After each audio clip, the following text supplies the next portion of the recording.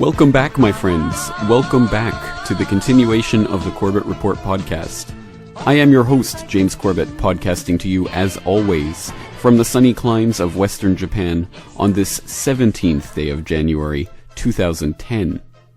Of course, I'd like to warmly welcome back all of the listeners to the Corbett Report podcast, and remind them all, as always, to check into the websites, corbettreport.com, alqaidadoesn'texist.com, climategate.tv, and reportagebook.com. I'd also like to take a moment to thank all of the affiliates and other groups that help to broadcast and otherwise syndicate this podcast, including radioforall.net, cascadiapublicradio.org, and zeropointradio.com. And as always, if you ever have any problems downloading any of the episodes from the Corbett Report homepage, please go to archive.org and search for Corbett Report to find episodes going back all the way to episode 70, independently hosted on their servers. I hope everyone enjoyed their New Year's break, and I know that I certainly did, but now I'm back and ready to begin work on the website in earnest once again, and especially I have a number of interviews coming up in the coming weeks, so please stay tuned to the interviews tab of corbettreport.com, or subscribe to our interview RSS feed to get all of them delivered directly to your MP3 player of choice as they become available. And now, without further ado, let's get to today's real news.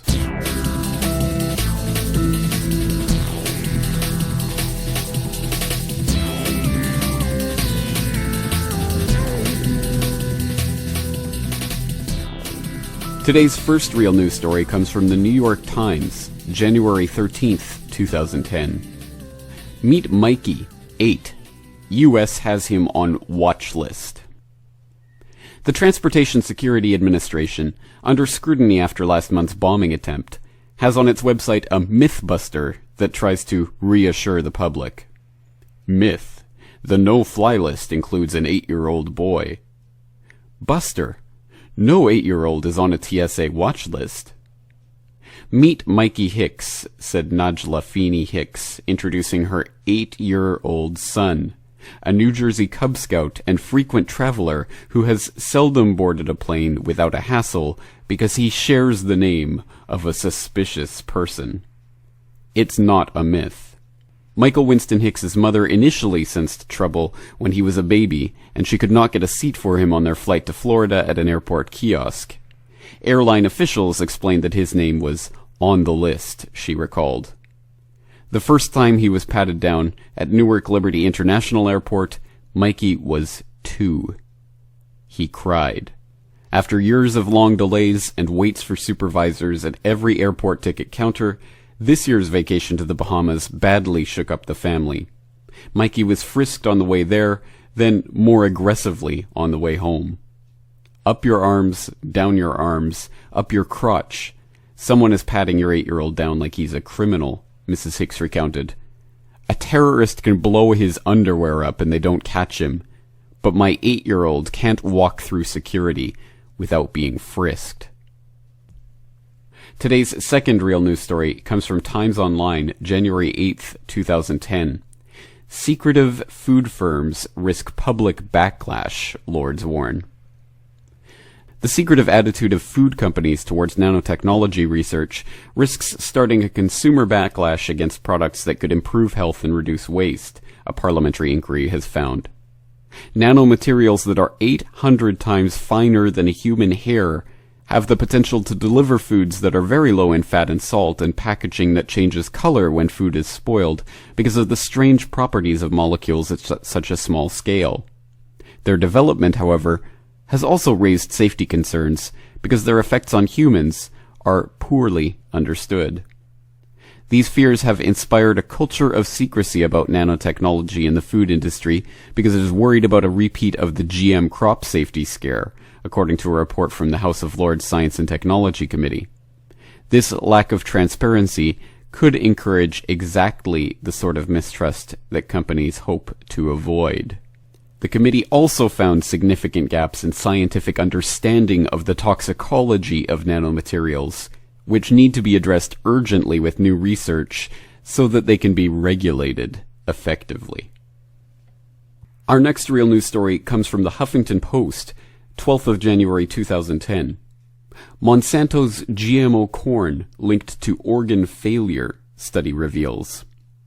In a study released by the International Journal of Biological Sciences, analyzing the effects of genetically modified food on mammalian health, researchers found that agricultural giant Monsanto's GM corn is linked to organ damage in rats. According to the study, 3 varieties of Monsanto's GM corn, Mon 863, insecticide-producing Mon 810, and Roundup herbicide-absorbing NK 603, were approved for consumption by U.S., European, and several other national food safety authorities. Monsanto gathered its own crude statistical data after conducting a 90-day study, even though chronic problems can rarely be found after 90 days, and concluded that the corn was safe for consumption. The stamp of approval may have been premature, however. In the conclusion of the IJBS study, researchers wrote, "Effects were mostly concentrated in kidney and liver functions, the 2 major diet detoxification organs, but in detail differed with each GM type.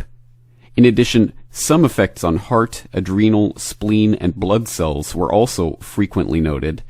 As there normally exists sex differences in liver and kidney metabolism, the highly statistically significant disturbances in the functions of these organs seen between male and female rats cannot be dismissed as biologically insignificant, as has been proposed by others.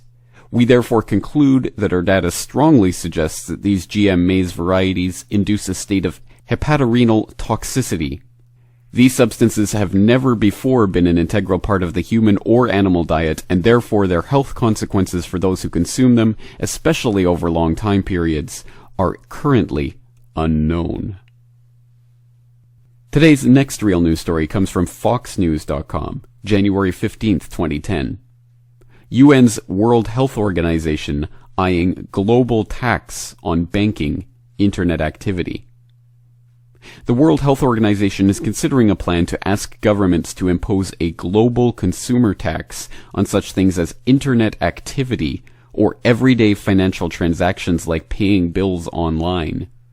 Such a scheme could raise tens of billions of dollars on behalf of the United Nations public health arm from a broad base of consumers, which would then be used to transfer drug-making research development and manufacturing capabilities, among other things, to the developing world. Today's next real news story comes from the Daily Mail, 11th of January 2010. The false pandemic. Drug firms cashed in on scare over swine flu, claims Euro health chief. The swine flu outbreak was a false pandemic, driven by drug companies that stood to make billions of pounds from a worldwide scare, a leading health expert has claimed. Wolfgang Wodarg, head of health at the Council of Europe, accused the makers of flu drugs and vaccines of influencing the World Health Organization's decision to declare a pandemic. This led to the pharmaceutical firms ensuring enormous gains, while countries, including the UK, squandered their meager health budgets, with millions being vaccinated against a relatively mild disease. A resolution proposed by Dr. Wodarg calling for an investigation into the role of drug firms has been passed by the Council of Europe, the Strasbourg-based Senate responsible for the European Court of Human Rights. An emergency debate on the issue will be held later this month.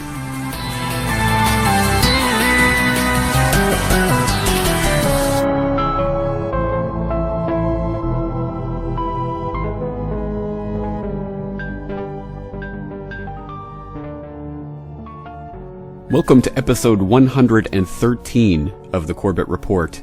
Meet George Soros. Longtime listeners of this podcast might remember from episode 52 that I did touch on George Soros as a billionaire financier and a master string puller. And at the end of episode 52, I did point out that, in fact, yes, George Soros had also thrown out that gang sign, New World Order, which listeners of this podcast will know by now really is something of a gang sign for a group of intergenerational serial killers who are working towards the great work of instituting totalitarian one-world government for the purposes of enriching themselves, keeping all of the wealth, power, and new advanced technologies to themselves, enslaving what is left of humanity, and culling the population of the world, in the exoteric sense for saving the world from global warming, and in the esoteric sense more for the purpose of furthering their religion of eugenics, which of course only feeds into their own sense of their own worth. Now, for some people out there, of course that will seem like quite a stretch and quite a leap of logic, and it was a point at which episode 52 ended, where I asked people to continue the research for themselves. So why don't we pick up from that point? Yes, we know that George Soros did indeed write a book called Toward a New World Order, in which he argued essentially that NATO should become the world's police force until such time as the UN can become the world's government. But does that really mean that he's actually part of the true power structure that governs behind the scenes? Are there any other things that would implicate him in this?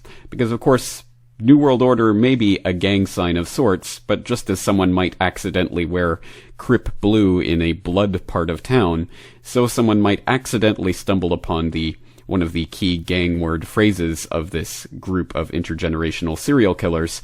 So maybe we should begin taking a look at George Soros in particular and see if there's anything to this. Is he one of the string pullers? And if so, how can we find that out? Well, of course, one logical place to go would be Soros.org, which is the website of the Open Society Institute and Soros Foundation's network.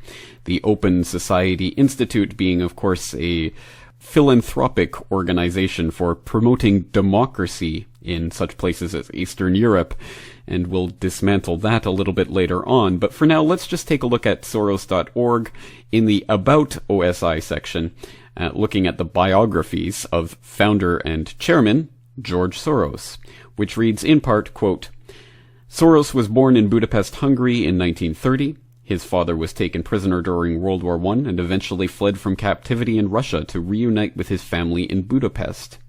Soros was 13 years old when Hitler's Wehrmacht seized Hungary and began deporting the country's Jews to extermination camps.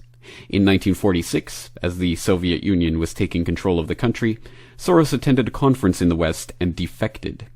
He emigrated in 1947 to England, supported himself by working as a railroad porter and a restaurant waiter, graduated in 1952 from the London School of Economics, and obtained an entry-level position with an investment bank. In 1956, Soros emigrated to the United States. He worked as a trader and analyst until 1963. In 1967, he helped establish an offshore investment fund, and in 1973 he set up a private investment firm that eventually evolved into the Quantum Fund, one of the first hedge funds, through which he accumulated a vast fortune. As his financial success mounted, Soros applied his wealth to help foster the development of open societies. In 1979, Soros provided funds to help black students attend the University of Cape Town in apartheid South Africa.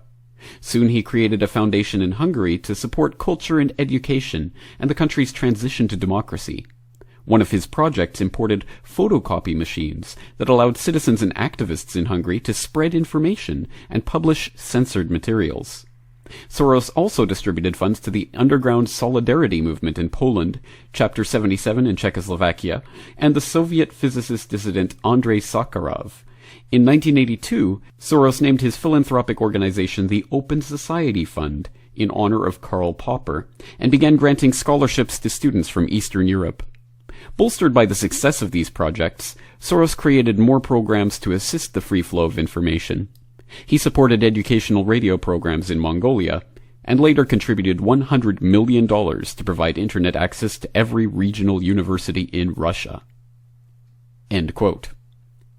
Now that's just a sampling, a snippet of Soros' biography, but suffice it to say he is a multi-billionaire who has invested vast sums of his fortune into very many projects around the world seeking to influence political events. Now that much is certain and without dispute, but the point in question is really to what extent does he actively participate in the construction of the New World Order as we have come to know it in this podcast. Well, let's take a look at some of his ideas specifically and from his own mouth. So, for example, when examining whether someone really is an advocate for the New World Order in the gang sense, well, let's take a look. So does George Soros, for example, define this New World Order as a one-world financial system which will necessarily see the erosion of national sovereignty? What sort of a financial deal should Obama be seeking to strike when he travels to China next month? No, I think this would be the time, because you really need to bring China into the creation of a new world order, financial world order. They are kind of reluctant members of the IMF. They play along, but they don't make much of a contribution because it's not their institution. Their share is not commensurate. Their voting rights are not commensurate to their weight. So I think you need a new world order that China has to be part of the process of creating it, and they have to buy in. They have to own it the same way as, let's say, the United States owns the Washington Consensus, the current order. And I think this would be a more stable one, where you would have a coordinated policies. I think the makings of it are already there, because the G20, in agreeing to peer reviews, effectively is moving in that direction. Okay, New World Financial Order, institution of one world system. Yes, okay, check. Well, how about the oft-spouted idea that the New World Order consists of taking advantage of crises and seeing them as opportunities, crisitunities, if one will? Does Soros adhere to that particular New World Order idea? Well, let's turn to the Mail Online for March 25th, 2009, by way of Infowars.com. Soros, I'm having a very good crisis. Quote, a hedge fund manager who predicted the global credit crunch has said the financial crisis has been stimulating and the culmination of his life's work. George Soros, who predicted the global financial crisis twice before, was one of the few people to anticipate and prepare for the current economic collapse. Mr. Soros said his prediction meant he was better able to brace his quantum investment fund against the global storm. But other investors failed to take notice of his prediction, and his decision to come out of retirement in 2007 to manage the fund made him $2.9 billion. And while the financial crisis continued to deepen across the globe, the 78-year-old still managed to make $1.1 billion last year. It is, in a way, the culminating point of my life's work, he told national newspaper The Australian. End quote. Now, I quote from the Infowars.com preserved version of that article, because if you go to the Mail Online, you will find that article is no longer online.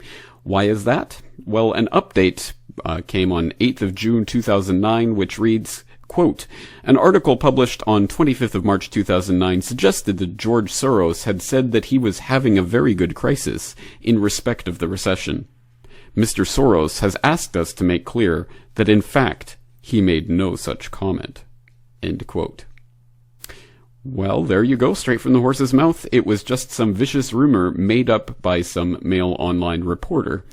And although you can go and watch YouTube interviews made by various news organizations that even quote that quote back to him in the interview, which he acknowledges and does not dispute at that time, but apparently it was completely made up. All right, well, fair enough.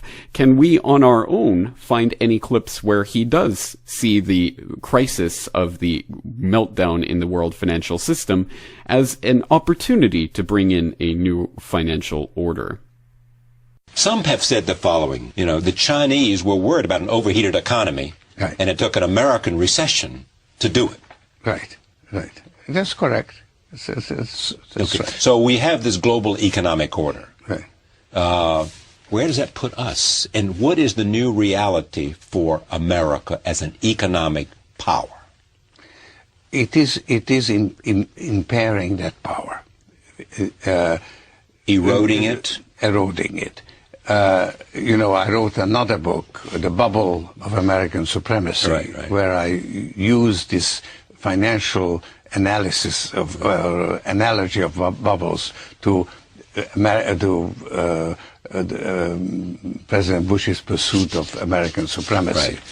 And I said it's going to bust. And it has actually done tremendous damage to America's political and military power and influence in the world. So that we have suffered a big setback. Now we have a sort of a bit of the equivalent of that happening in the financial sphere. That is really what is happening. So the unquestioned dominance of the dollar is now questioned. And this creates a period of turmoil, just as politically you have turmoil because the world order, the political world order, comes back to your original question. The political world order was built on America as the dominant power. And then America failed in performing the role that was called upon, and that created a lot of uncertainty and turmoil in the world. And now the same thing is happening in the financial sphere. Okay, Chrysotunity, check. And extra points for anyone out there who noticed that was Bilderberger Charlie Rose interviewing Bilderberger George Soros. And even more extra points for anyone who can guess what Charlie Rose's opening question for George Soros was in that April 2008 edition of The Charlie Rose Show. A breakdown in the prevailing world order. Tell me how you see that. Bilderberger Charlie Rose. Moving right along. Well, we've checked that, in fact, George Soros, the multi-billionaire investor and financier, has, in fact, been advocating a new world financial order of one world financial system, ruled by one world bureaucracy, headed, for example, by the IMF, having a peer review process where the IMF can determine the financial actions of any individual member state. Well then, how about the globalists' favorite tool of man-made global warming as the scare through which they can enact a fundamental transformation of the world economy and world political structures? Is George Soros in on that? So let's think about those people down at Neely's Barbecue going home tonight, having heard you. What they've heard you say is the system is really dysfunctioning right now. It's out of control. Nobody's in charge. They've heard you express your own worry that in the next 3 months it could get much, much worse. And they've heard you say that you don't see much good news immediately on the horizon. So let's leave them something to think about as they go home. Let them go home and say, Mr. Soros said, here are 3 things we can do, simply. 1? Well, deal with the mortgage problem, reduce foreclosures, recapitalize the banks, and then work on a better world order where we work together to resolve problems that confront humanity, like global warming. And I think that dealing with global warming will require a lot of investment. You see, for the last 25 years, the world economy, the motor of the world economy that has been driving it, was consumption by the American consumer, who has been spending more than he's been saving, all right? Than he's been producing. So that motor is now switched off. It's finished. It's run out of, can't continue. You need a new motor. And we have a big problem, global warming. It requires big investment. And that could be the motor of the world economy in the years to come. Putting more money in, building infrastructure, converting to green technology? Instead of consuming, building electricity grid, saving on energy, or rewiring the houses, adjusting your lifestyle, where energy is got to cost more until it you introduce those new things. So it will be painful, but at least we will survive and not cook. You're talking about this being the end of an era and needing to create a whole new paradigm for the economic model of the country, of the world, right? Yes. Okay, New World Order of punishing austerity, where energy is exorbitantly expensive so that everyone has to be forced into rationing and there's an eventual cull-off of the population. Yes, check. And extra points go there not only to the people who pointed out that that was Bilderberg Bill Moyers interviewing Bilderberg George Soros, but that Bill Moyers is in fact a trustee of George Soros's Open Society Institute's board of directors.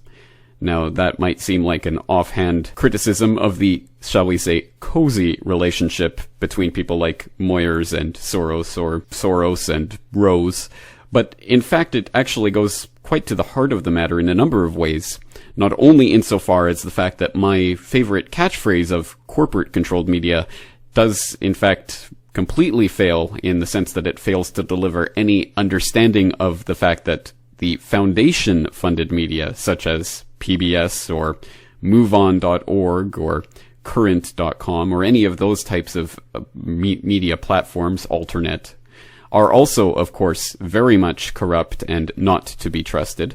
But also, it shows that there is a left-right-wing split within the New World Order itself that represents not a fundamental difference in ultimate ideology. Of course, both groups are vying for the same thing, but they are vying for different ways and different routes to get there.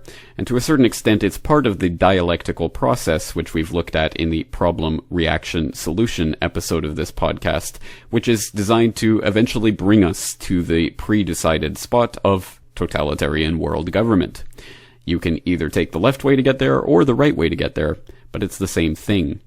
Now, Soros would be perhaps the left-wing billionaire, financier, puppet master, and string puller, whereas Warren Buffett would be the right-wing version of that, and people might remember where Warren Buffett was on 9/11. But ultimately, although they have competing ideas on such things as advocating the legalization of marijuana, or the war on terror and the way in which that should be waged, they will, of course, perfectly agree on such things as 9/11 and how Al-Qaeda pulled it off single-handedly. So, ultimately, it's going to lead us to the same direction. But we've taken a look at the official biography of George Soros, and that begs the question, well, if that's the clean, safe, sanitized version of his history, what is it that we're not finding out about George Soros's history? Well, let's turn to Bob Chapman, a frequent guest on this program, for some information on that, and this comes from the May 15th, 2009 edition of The Alex Jones Show. Incidentally, I'd like to interject that George Soros was convicted of market rigging in France and appealed to the highest court and lost. So he's a convicted felon who paid a fine. And then he was just recently nabbed in Hungary for the same thing, and he had to pay a large fine there. So the guy is a crook. So all of you people who didn't know, George Soros is a crook. But why is he so arrogant? I mean, he's a smart criminal who funds the big liberal websites that attack me every day now, and he literally funded Obama, but why would he tell a press conference? I mean, it was literally in scores of papers a month ago, as you know, Bob. I'm having the best time of my life. This is the culmination of my life. You know, I've basically engineered this, which is him bragging. He's only one part of a gaggle, you know, that did that. Why would the little bastard brag that he's causing all this pain? I guess it's just... Well, he's bragging for his whole group because he's an integral part of it. And as you know, he got his start by deceiving Jewish people in the country in which he was born while working for the Gestapo so that they could confiscate the goods of Jews, he being Jewish himself. Did you know that? I knew that he was Jewish and that he was connected to some of the thuggery, yes. It's kind of like Madoff. He's a bad person. But anyway, the arrogance Well, no, hold on. Tell us more about that way. because, hold on. I mean, I vaguely knew about that, but refresh me fully about him. I mean, I knew Madeleine Albright's dad, was a commissariat who killed over 1 million. That's mainline information, and all the stolen arts in her house of people they robbed, including Jews, but also other people.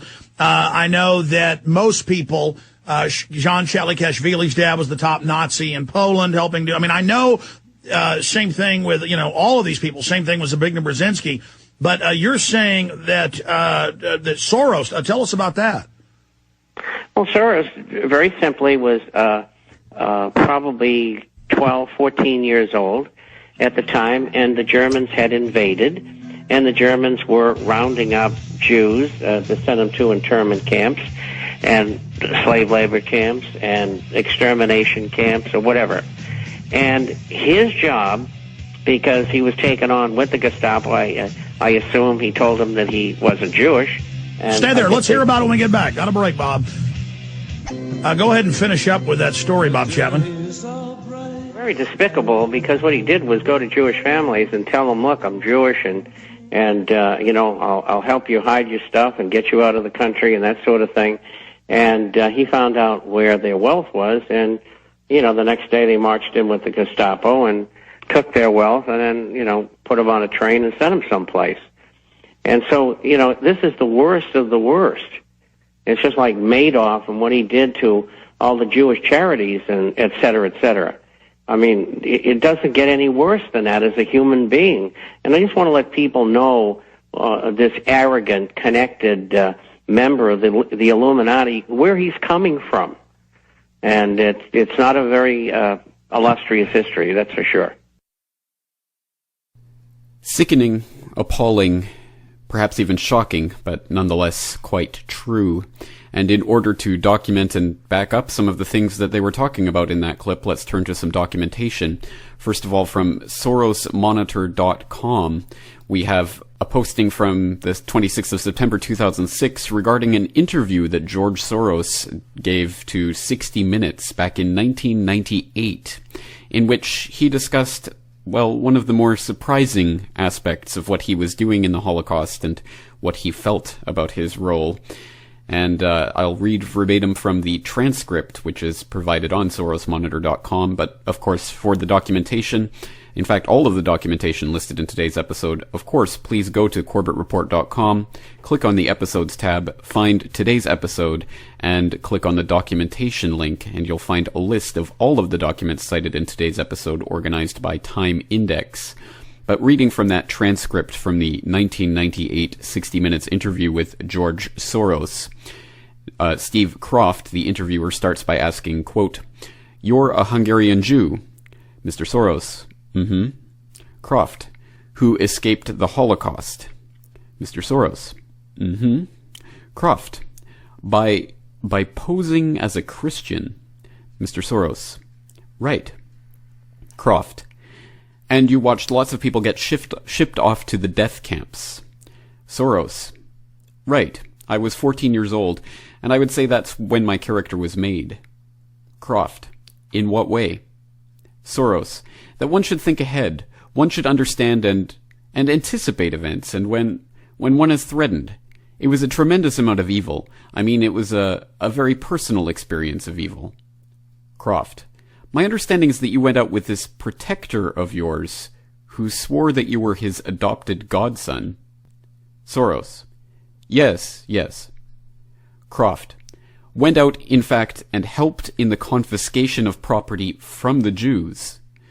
Soros, yes, that's right, yes. Croft, I mean, that sounds like an experience that would send lots of people to the psychiatric couch for many, many years. Was it difficult? Soros, not at all, not at all. Maybe as a child you don't see the connection, but it created no problem at all. Croft, no feeling of guilt? Soros, no. Croft, for example, that I'm Jewish, and here I am watching these people go. I could just as easily be there. I should be there. None of that? Soros, well, of course I could be on the other side, or I could be the one from whom the thing is being taken away, but there was no sense that I shouldn't be there, because that was, well, actually, in a funny way, it's just like in markets, that if I weren't there, of course I wasn't doing it, but somebody else would, would be taking it away anyhow. And it was whether I was there or not, I was only a spectator. The property was being taken away. So I had no role in taking away that property. So I had no sense of guilt. End quote. From an undated article on Bloomberg.com, the following: Soros French insider trading conviction upheld. Quote, billionaire investor George Soros was found guilty of insider trading by a French appeals court, upholding a 2002 conviction in a case that he's been fighting for 16 years. The Paris appeals court ruled that Soros's 1988 purchase of Societe Generale SA shares with the knowledge that the bank might be a takeover target broke French insider trading laws. The court today confirmed an earlier order asking Soros to pay back his 2.2 million euros in gains. Prosecutors didn't ask for punitive damages, and Soros faces no other penalties or restrictions in France. The verdict marks the only legal strain on Soros's 40-year investing career. End quote. From CBS News, August 29, 2007, Soros-linked group hit with huge fine. Quote, the Federal Election Commission has fined one of the last cycle's biggest liberal political action committees $775,000 for using unregulated soft money to boost John Kerry and other Democratic candidates during the 2004 elections. America Coming Together, ACT, raised $137 million for its Get Out the Vote effort in 2004, but the FEC found most of that cash came through contributions that violated federal limits. The group's big donors included George Soros, Progressive Corp chairman Peter Lewis, and the Service Employees International Union. End quote. We have this story from the 27th of September 2007. Soros supports checkbook science and AstroTurf immigration rallies. Quote, how many people, for instance, know that James Hansen, a man billed as a lonely NASA whistleblower standing up to the mighty U.S. government, was really funded by Soros's Open Society Institute, which gave him legal and media advice. That's right, Hansen was packaged for the media by Soros's flagship philanthropy by as much as $720,000, most likely under the OSI's politicization of science program. That may have meant that Hansen had media flacks help him get on the evening news to push his agenda, and lawyers pressuring officials to let him spout his supposedly censored spiel for weeks in the name of advancing the global warming agenda. Hansen even succeeded, with public pressure from his nightly news performances, in forcing NASA to change its media policies to his advantage. Had Hansen's OSI funding been known, the public might have viewed the whole production differently. The outcome could have been different. End quote. And we have this story from the Budapest Times, 30th of March 2009. Soros sorry over decimation of OTP's share price. Quote, the State Financial Supervisory Authority imposed a record €1.6 million fine on the New York-based Soros Fund Management last week for breaking rules on influencing the market while trading on the Budapest Stock Exchange. In a statement to state news agency MTI, Hungarian-born billionaire financier George Soros said he was sincerely sorry about the share deal that led to the penalty. Soros Fund Management made a last-minute bulk sale of stock in the Hungarian bank OTP on 9th of October. The State Financial Supervisory Authority said the transaction led to the price of OTP stock plummeting by over 14%. The case is especially upsetting to me because of my close personal attachment to Hungary, Soros said in his statement, promising that his firm would cooperate to the full with the Hungarian authorities. I would like to stress that I no longer oversee the running of Soros Fund Management. I withdrew last year and now only direct deals on my own account. End quote. For anyone who does not yet get the general idea of where Mr. Soros is coming from and what type of psychology he might correspond to, you might be advised to check out episode 90 of this podcast, Our Leaders Are Psychopaths. But this brings us to the question, what is George Soros and his Open Society Institute up to these days? The Bush administration in May of 2007 signed an order instructing the CIA to destabilize the Iranian regime. This is, I give all kinds of cites to this information in my columns. It's not disputed. It was reported on ABC television. It was reported by the famous investigative reporter Seymour Hersh in the New Yorker. It was reported in the London Telegraph. It's just known, period. I mean, it's not disputed. In fact, the government's proud of it that we and we even know the sum. The initial sum appropriated was $400 million to purchase protest and destabilization, and to fund the various Iranian splinter terrorist groups. There are a lot of, not a lot, but there are other ethnic groups within Iran opposed to the two main groups, and there are terrorist groups associated with those, and they are funded with U.S. government money, and which includes, of course, the National Endowment for Democracy, which is our main funding mechanism for interfering in foreign elections. We used it in Serbia, we used it in Georgia and Ukraine, we used it in the former Soviet Central Asian republics, though not with much success there, but with success in Georgia and Ukraine, where we managed to get puppet governments in place.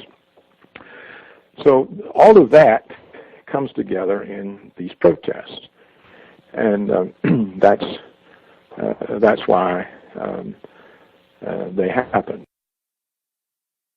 That was Paul Craig Roberts, the former Assistant Secretary of the U.S. Treasury and the ex-associate editor of the Wall Street Journal, who joined the Corbett Report back in June of last year, 2009, to talk about the Iran elections and the uprising, the spontaneous people's uprising that took place under the green color during last year's Iranian elections. But, of course, there is the Soros connection to think about when it comes to that spontaneous uprising. And that's something that I covered in an article that got spread quite widely at the time under the headline Destabilization 2.0, Soros, the CIA, Mossad, and the new media destabilization of Iran, which talks about the so-called Twitter revolution of Moldova and the one that was attempted in Iran, both of which failed. But also the fact that Soros was very much one of the people behind that. And quoting from that article, we have, quote, Destabilization 1.2 involves seemingly disinterested democracy-promoting NGOs with feel-good names like the Open Society Institute, Freedom House, and the National Endowment for Democracy. They fund, train, support, and mobilize opposition movements in countries that have been targeted for destabilization, often during elections, and usually organized around an identifiable color. These color revolutions sprang up in the past decade and have so far successfully destabilized the governments of the Ukraine, Lebanon, Georgia, and Kyrgyzstan, among others. These revolutions bear the imprint of billionaire finance oligarch George Soros. The hidden hand of Western powers behind these color revolutions has threatened their effectiveness in recent years, however, with an anti-Soros movement having arisen in Georgia, and with the recent Moldovan grape revolution having come to naught, much to the chagrin of Soros-funded OSI's Evgeny Morozov. End quote. For a more in-depth analysis, including more information about exactly how Soros is connected to these groups, I would, of course, once again recommend people hit up William Engdahl at engdahl.oilgeopolitics.net, who in August of 2008 had an excellent summary of Georgia and the Rose Revolution, which took place there, that installed the U.S. NATO establishment puppet Saakashvili back in 2003. And that also had the imprints of Soros all over it, and Soros's foundations, including the Open Society Institute, which of course is nothing but benevolent and only wants to install serviceable henchmen for the oligarchs, country after country, and is more or less succeeding, although the recent failures in Moldova and Iran must have been a blow to the effectiveness of that technique. And even Soros's henchman, Evgeny Morozov, who was the biggest cheerleader for these so-called Twitter revolutions and the like, has taken recently to talking about how ineffectual these internet techniques are, because of course they can also be used by the dictatorships that these wonderful spontaneous people's uprisings are opposing. But as that Destabilization 2.0 article noted, not only is there an anti-Soros movement arising in Georgia, there's also one in the Ukraine. And you can hit up BBC News from the 31st of March 2004 for an article, Soros Gets Splattered in Ukraine. Quote, the billionaire philanthropist George Soros got a wet reception in Ukraine when two young men threw water and mayonnaise at him. The incident happened at a human rights conference in the capital, Kiev. The two men were immediately arrested by the police. The radical nationalist group Bratstvo, Brotherhood, claimed responsibility for the attack. The group accused Mr. Soros of trying to repeat in Ukraine the Georgia-type Velvet Revolution of last November. Some critics have suggested that Mr. Soros's Open Society Institute played a role in the ouster of Georgian President Eduard Shevardnadze, who was forced to resign amid mass public protests. But Mr. Soros denied such claims. Everything in Georgia was done by its people, not by me. I had nothing to do with it. End quote. Well, I'm not exactly sure of the significance of the water and mayonnaise, but at the very least it certainly puts an oligarch like that in his place. One can only take heart in the fact that at least the people were able to identify and name the puppet master of the so-called Orange Revolution almost 9 months before it even began. Because yes, that's right, although that article makes these protesters sound like weird conspiracy theorists, of course it's very much true that 9 months later a Velvet Revolution happened again in Ukraine, but this time under the name of the Orange Revolution. Oh, how original. And yes, they do run the same script in country after country until it starts to fail, at which time they will have to change their operation. Again, I'll let you follow the links from the documentation section of today's episode to find out more about those particular cases and how the color revolutions were funded by the Open Society Institute and George Soros's general level of participation in those revolutions. But as disturbing as all of that is, there is something much, much more disturbing with which George Soros is deeply involved. The price of admission is $1 billion and a philanthropic heart. And that meets the pricey requirements recently held in a secret meeting, a private meeting in New York City. ABC's John Berman has the scoop on who was there and what was going on. Behind closed doors on this New York campus, a secret gathering of some of the world's most powerful people. Gates, Buffett, Bloomberg, Winfrey. It was like the Super Friends. In the great hall of the Justice League, there are assembled the world's 4 greatest heroes. Together with others at the meeting, including George Soros, Ted Turner, David Rockefeller, they're worth more than $125 billion. To have been in the room and see this meeting of the minds really would have been a fascinating thing. That much money, that much power around one table. It begs the question, what were they doing? What were they scheming? Total world domination? This group, together for 6 hours, was talking about charity, education, emergency relief, global health. All my friends are philanthropic. Well, they probably wouldn't be my friends. An official at the Gates Foundation told ABCNews.com the overwhelming reason for the meeting was need. That was the issue that galvanized everyone to participate. Together, they've given away $70 billion since 1996. And with the sagging economy, their help could be just what struggling charities need. Charities are hurting, and somebody has to speak for all these charities, and if they want philanthropy to be robust in the future in the United States, these are the people where you really want to be talking about it. The new Superman and Wonder Woman, the super rich friends, not fighting bad guys, but fighting for good nonetheless. For Good Morning America, John Berman, ABC News, New York. Yes, apparently one of the things they discussed was what each of them knows about what really works and what doesn't work, so they can concentrate their resources.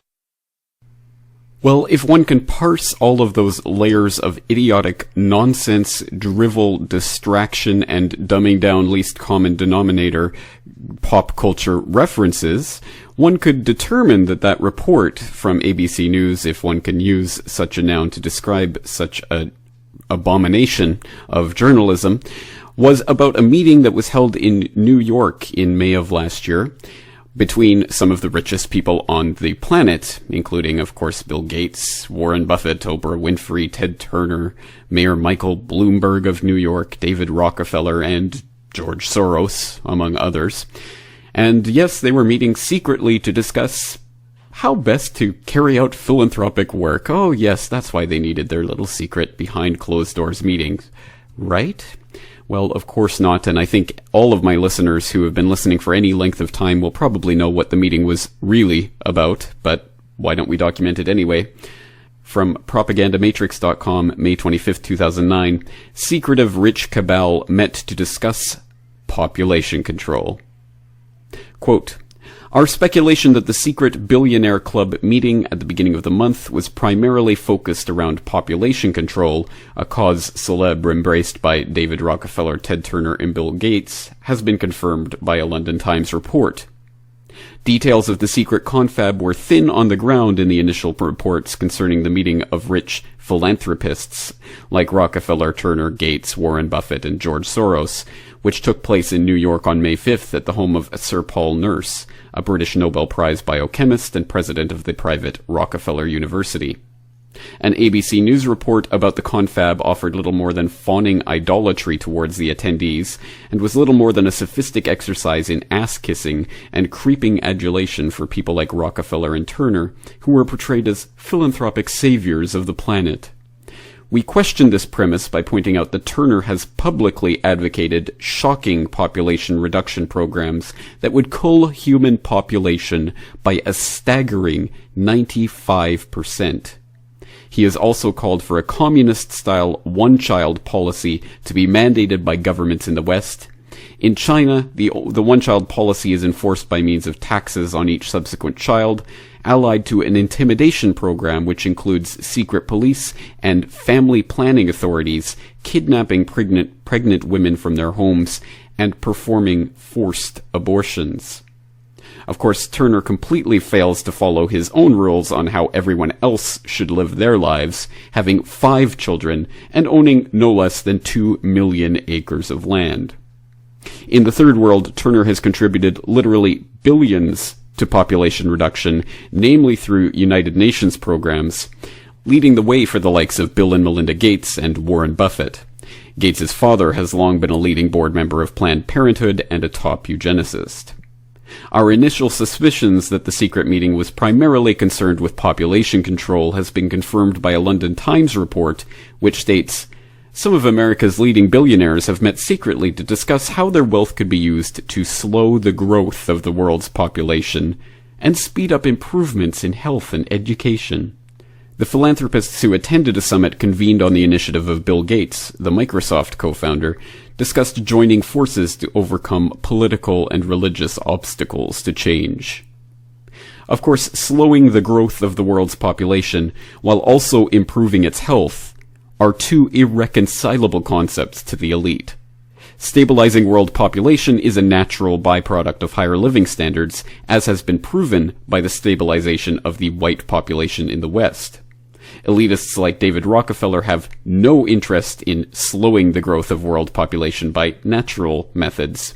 Their agenda is firmly rooted in the pseudoscience of eugenics, which is all about culling the surplus population via draconian methods. David Rockefeller's legacy is not derived from a well-meaning philanthropic urge to improve health in third world countries. It is born out of a Malthusian drive to eliminate the poor and those deemed racially inferior using the justification of social Darwinism. End quote. I suppose it's not such a long road, after all, for a 14-year-old boy who helped the Nazis confiscate property from his fellow Jews and then send them off to concentration camps, to end up in secretive meetings discussing how best to cull the population with other elitists who think that their very genetic code somehow makes them better than you or I. But it is nonetheless shocking and disgusting. The question, as always, is what are we going to do about it? Well, as always, I leave you here to begin the research on your own and to continue expanding your understanding of George Soros, one of the key financial oligarchs in this New World Order system. But if the thought of these elite financial manipulators meeting behind closed doors to discuss how best to kill you and your family is not motivation enough, well, let's finish today with some motivating words by that great motivational speaker, George Soros. That's all for today. I am your host, James Corbett, thanking you for joining me this week and asking you to join me again next week for episode 114 of the Corbett Report podcast. Newspeak is double plus ungood. One of the answers is that people don't care about the truth that much. I mean, people in America care about success, and it doesn't matter how you get there. So this pursuit of truth, which has a long tradition, the Enlightenment and so on, is at the moment, I think, in trouble.